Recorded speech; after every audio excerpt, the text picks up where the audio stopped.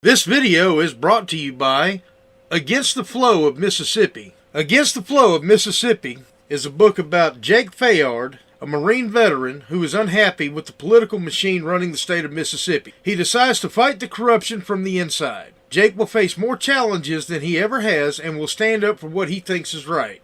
His notoriously hot temper will push him to the edge of murder, along with his friend and brother Kobe Barhanovich.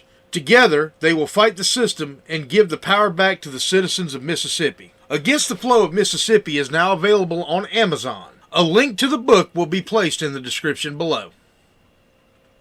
Count time on the compound. All inmates return to bunks. Beyond the Count, Life on the Compound. Brought to you by former Sergeant Allen of the Florida Department of Corrections. On this YouTube channel, I will explain to you the ins and outs and the do's and don'ts of a prison. Hope y'all enjoy. Please remember to like, share, and subscribe. And if you are a brother or sister correctional officer, y'all remember, be safe and we never walk alone.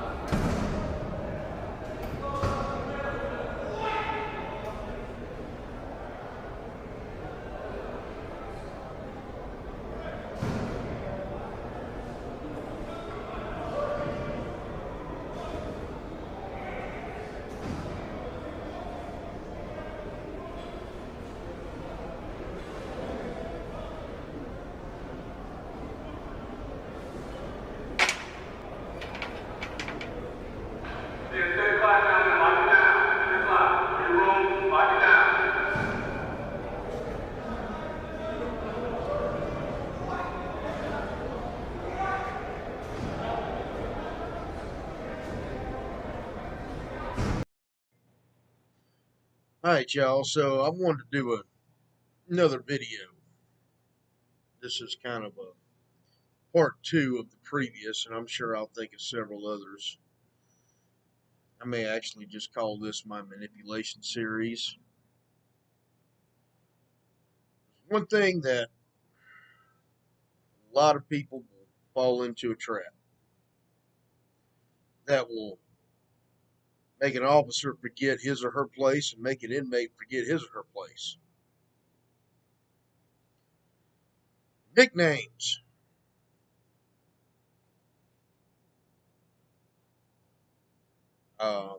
I'm going to just go ahead and tell you why this is a very bad idea. My name is Officer Allen, not, I don't know, Redbeard or Graybeard. I'm just pulling a nickname out of thin air. The reason is because if you let an inmate get comfortable enough to give you a nickname, you're opening a door. I've heard some very colorful nicknames for officers by inmates.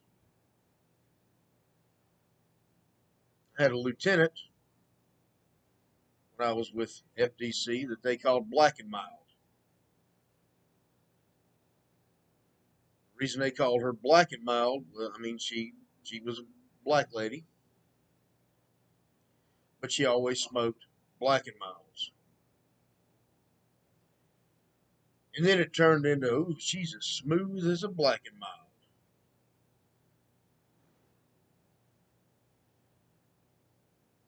Totally inappropriate. Got another one that inmates were calling her Strawberry. Obviously, y'all can figure out why that would be an inappropriate tag, nickname. I've seen inmates call officers baby. Male inmates, female officers. If you can't figure out why that's a bad idea, you don't need to be in this industry, in this business at all.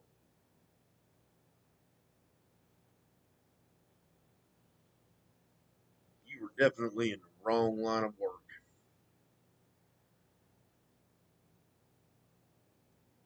We had a lesbian lieutenant, and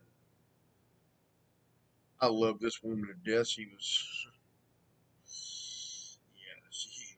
awesome. Inmates called her Big Dick Bob. That's what they called her.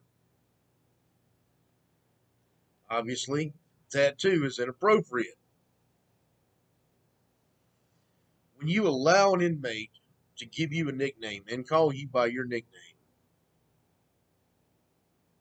now the last example that I used, the lieutenant had some pretty derogatory things to say about that, as I'm sure you can imagine. I'm not going to get into what she said about it, but she had a pretty creative way of handling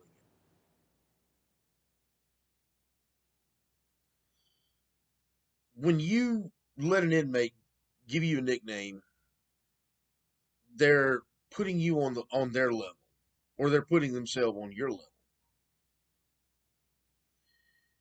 We are there for care, custody, and control. We are there to ensure the safety of the institution. We're there to ensure that conduct stays orderly among the inmate population. They don't hurt us. They don't hurt themselves. That's our job. We cannot effectively we can't effectively do this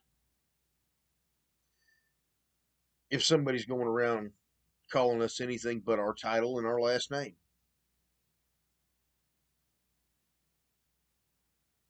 I don't care if you work at a county jail, a state facility, wherever you work, parish prison, it doesn't matter. When you let an inmate get overly familiar with you, you're opening the door to something that you don't want to deal with. Give you a good case in point. If you get so comfortable with an inmate that he gives you a nickname, he's taken away his respect for you. Now it may seem cute and funny and whatever at first. Ha ha ha ha ha. No, I don't think so. My name is Officer Allen or Sergeant Allen or Deputy Allen or whatever your title is, Allen, Mr. Allen. I'll accept that. Sir, Officer, CO. I don't like being called boss man. I'll get into that a little later. The respect stays when you keep that arm's length distance.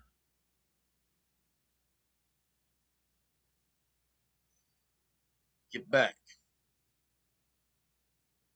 Don't let somebody in. If you let an inmate in, if you give them an inch, they're going to see what else they can get from you. If you let an inmate come in and give you said nickname, you're you're putting a lot at risk. An inmate should address you as sir or ma'am, depending on your whatever. An inmate should call you by your last name. If you ever let an inmate call you by your first name, they already know way too much information about you. I do know, I do know that there are areas in small county jails to where you may actually know the inmate in free world. You may actually know inmates in the free world. If you do know the inmate in the free world, whatever friendship y'all had, and I know there's small areas uh, here in Mississippi, a lot of rural areas, a lot of small county jails. you're going to know inmates from the street. Hey, Bob, how you doing? No. Mm-mm. My name's not Bob, it's Officer Jones.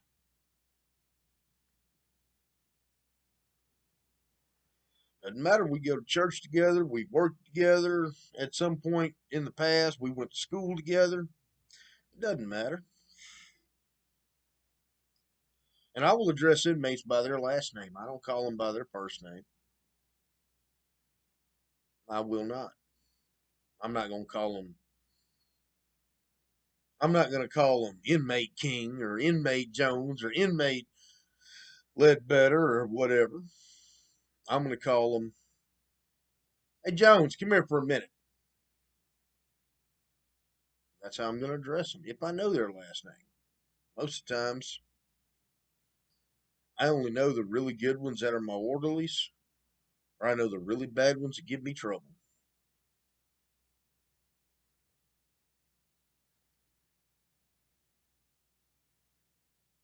Don't allow them to lose respect for your uniform and your authority. Because once you break down that barrier, then it's going to be, hey, Bob, you bring me in pack cigarettes? Come on, man. I'll take care of you when I get out. No, that's not how we do things. That is an excellent way to get in a whole world of trouble that you don't want to be in.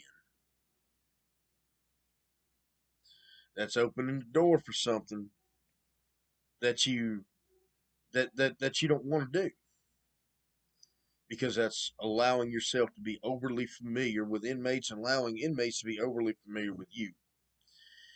You can be familiar with inmates. That's actually a tool that you can use. This inmate is prone to this. You can warn your fellow staff members. If you know this inmate from the street, he's a hell raiser. It's probably information we need to know as your coworkers.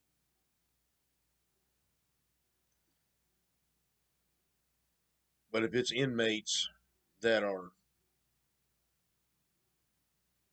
if inmates learn your first name and you don't know them from the street, they're studying you. A lot of people say, "What's in a name?" It's your identity. That goes back to, hey, CO, you got any kids? You married? Yeah, I'm married and I got 4 kids. Oh, well, hell, man, you got to be struggling at this job. Hey, you want to make a little extra money? See how quickly that just escalated. Now he's got you bringing in contraband, cell phones, drugs, cigarettes. You know, be mindful of this. And yes, it escalates just that quick.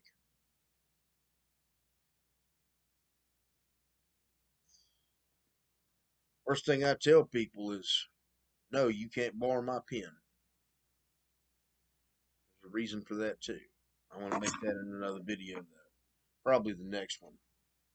This is more supposed to be about nicknames, and I've been going into something else. I'm going to cover the rest of those topics on my next video. Thank you for watching.